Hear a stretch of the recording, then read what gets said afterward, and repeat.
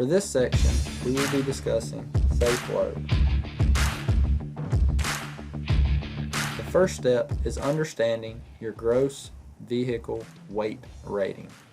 To do this, look to the door panel of your pulling vehicle or truck and the weight will be shown, as well as the plate on the trailer, generally located on the tongue. Next, perform a walk around. This should be done for any piece of equipment you plan to operate. Notice in this walk around I have my running lights on, as well as my headlights and my hazards. Gives me a real quick, easy check. Notice I am checking the truck tires in this shot for damage or wear, as well as looking on the concrete where the truck is parked for any types of leaks. I'm doing a hand test for pressure, which is really not a good way to check air pressure in a tire. But for a general walk around, this is a good thing to do. Notice this is a gooseneck trailer. First thing I check is that the ball is properly hooked and fastened. My safety chains are properly installed, and my breakaway clip for my emergency braking system is hooked separate from the chains. Very common for someone to hook these together. Then I inspect the plug, look for any damage, and also look that there is no objects or weight pushing against the cable on its way to the trailer.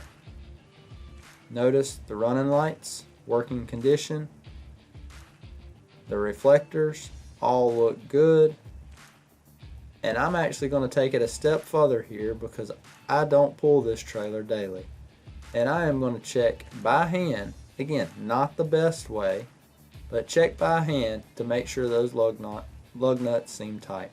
Also inspecting for wear and tear on the tires. That could be general overall wear, dry rot, nails, screws, any foreign object. Again, this isn't a perfect inspection, but if you get in the habit of doing this before each and every use, I truly believe you will see the benefits. Notice again, running lights are on, hazards are flashing. This is a quick, easy check to inspect your electrical system by yourself.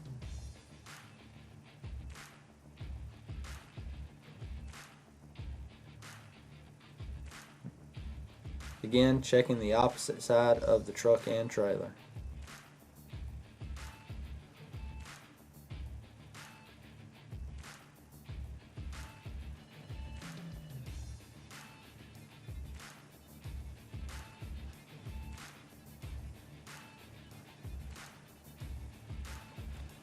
It's a good opportunity to look for any physical wear on your hubs, brake assembly,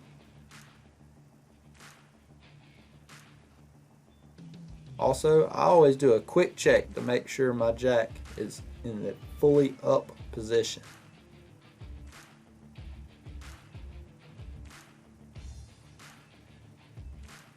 It's also a good check to ensure that if you're using a turnover ball, that you check and make sure that ball is fully installed, or if this is a tag-along trailer, that the ball is fully inserted into the reese hitch or reese hitch receiver.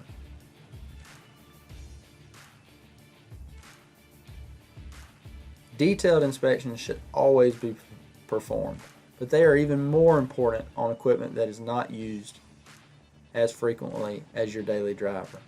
Check all your signals, your hazards, your left turn, right turn, running lights, and obviously your brake lights. And probably most importantly, check your braking system. Notice in this clip, I'm using a tire gauge. Check the air pressure on each tire on this trailer. This trailer does not get pulled very frequently, so this is a really good habit. I do this before I put a load on it every time.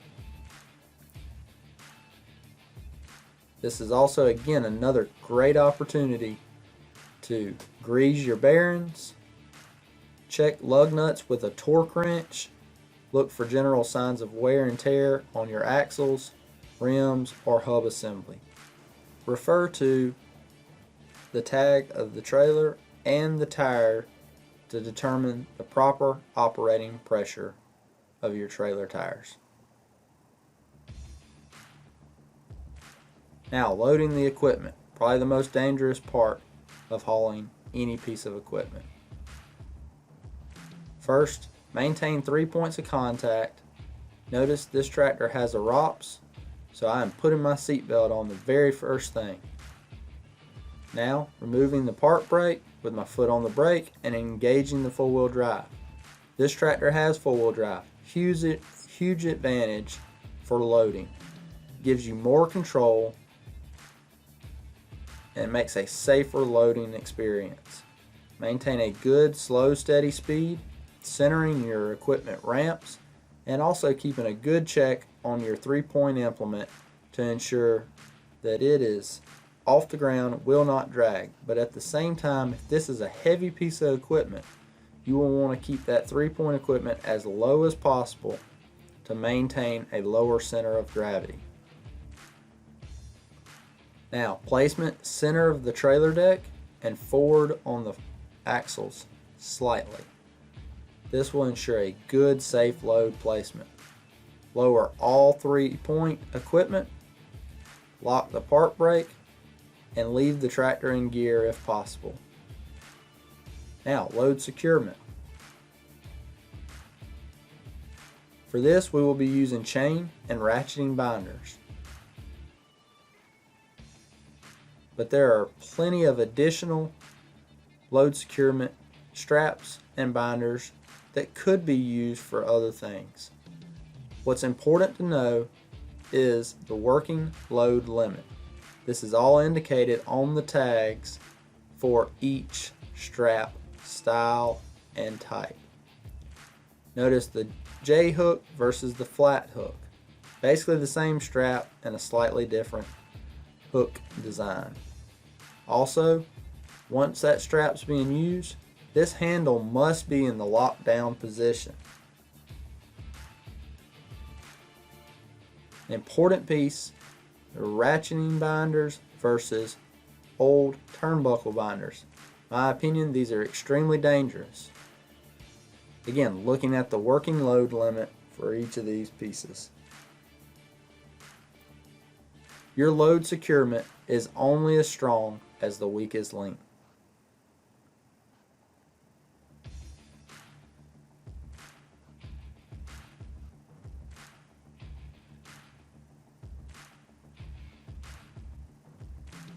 Notice the chain, the hook has a working load limit, and if you look a little more detail, you will see that each chain link has a stamp on it. That will indicate what the chain itself has for a working load limit. I've already placed a strap over my 3-point equipment to secure it down,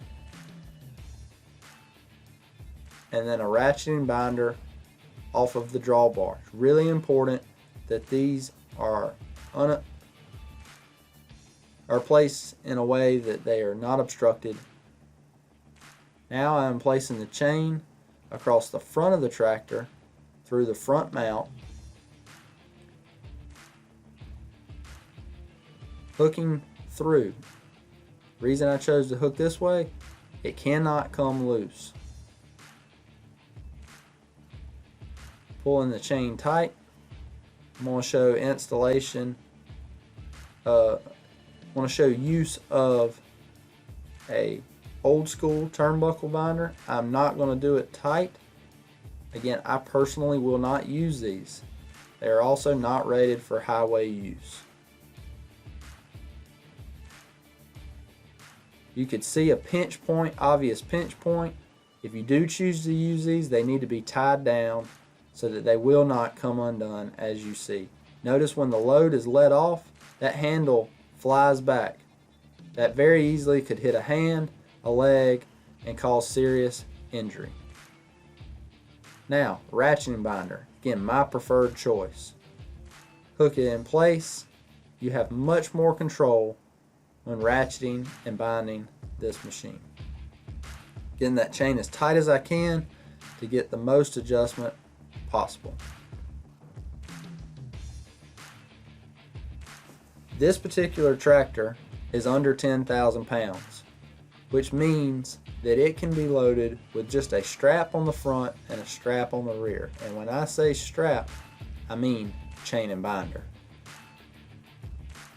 The important thing you must always remember when securing any load is that your working load limit covers at least half of the weight of the piece of equipment.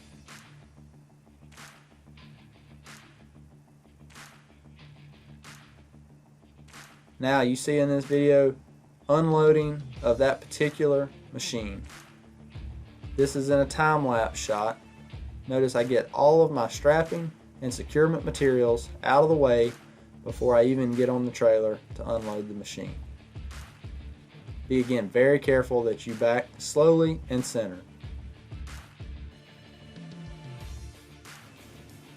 Also, I have included the quick fact sheet, which contains pertinent information to add details to your tie down use and rating.